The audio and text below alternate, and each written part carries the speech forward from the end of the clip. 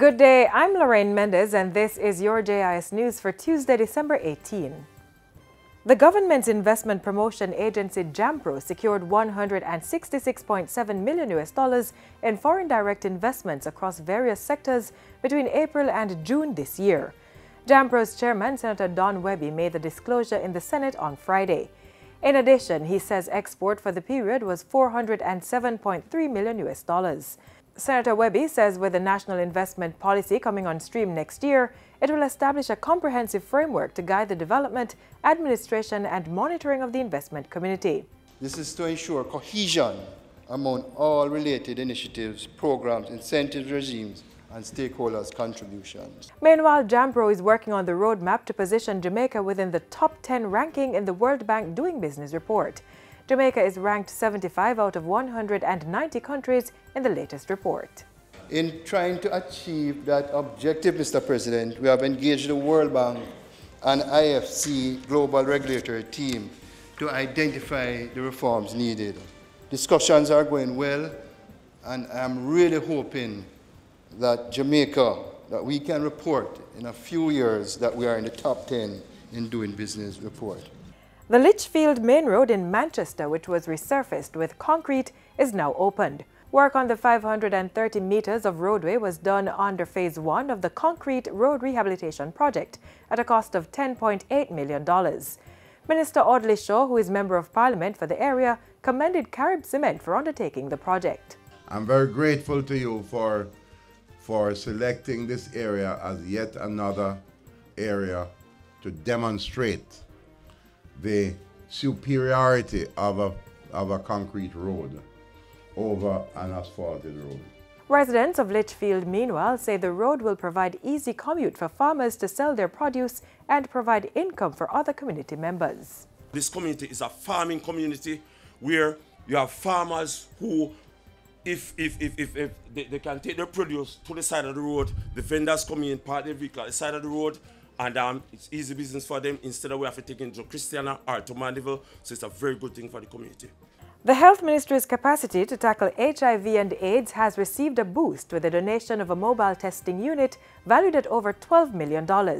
This was provided by the United States Agency for International Development, USAID, and handed over on Thursday at the Bustamante Hospital for Children. The mobile unit is geared towards bringing closer to the communities, within the communities, allowing individuals who are otherwise busy to take less time and in a more efficient manner experience the tests that could save their lives by giving them information of their status, and certainly in testing also provide key additional information around management and control of this epidemic.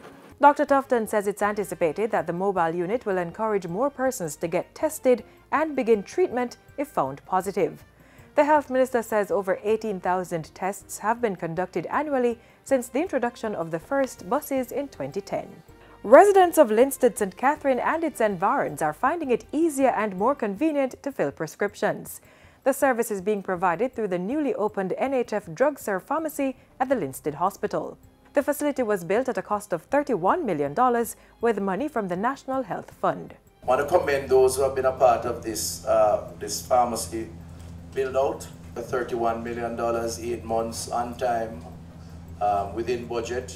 That's my mantra to the NHF, and they have not failed me yet. CEO of the Linstead Hospital, Paul McIntyre, says the project provides the opportunity to repurpose the old pharmacy department into wards. The plan is to use that space to expand the female ward, which is expected to reduce the waiting time for admissions in A&E. In addition, the hospital's CEO says the operating theatre is slated for renovations in the coming months. In other health sector news, Portfolio Minister Dr. Christopher Tufton is commending the National Health Fund on winning 5 awards at the recent Private Sector Organization of Jamaica PSOJ Corporate Governance Awards. This includes the award for top public body. What it in simplistic terms means is that the NHF, through its board and its management and its staff, have been recognized in the entire public system, and there are quite a number of boards, by the way, in the public system, as the top performing entity in terms of corporate governance in the public service. Dr. Tufton says this recognition reflects the NHF's work to increase the number of drug-serve dispensing window locations from 80 to 160 within the last 2 years. For his part, NHF's CEO, Everton Anderson, says the fund continues to implement measures to improve its services.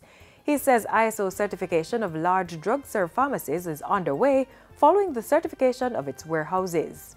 So by the end of March, we'll have 4 drug serves where their processes are international standard organization certified, and these 4 will be Mandeville, KPH, Port Maria, and Greater Portmore.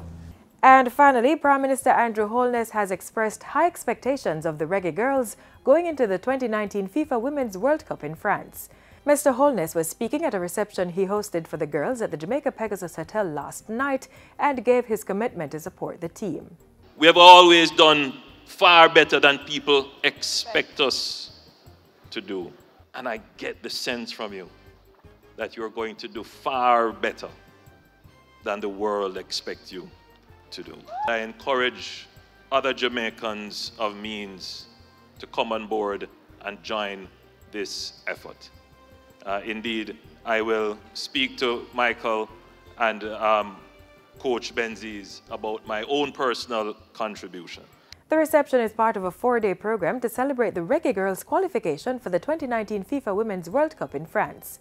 President of the Jamaica Football Federation, Michael Ricketts, says a series of practice matches are also scheduled before the girls' departure for France. We want to play as many as 6 international practice games leading up to the World Cup.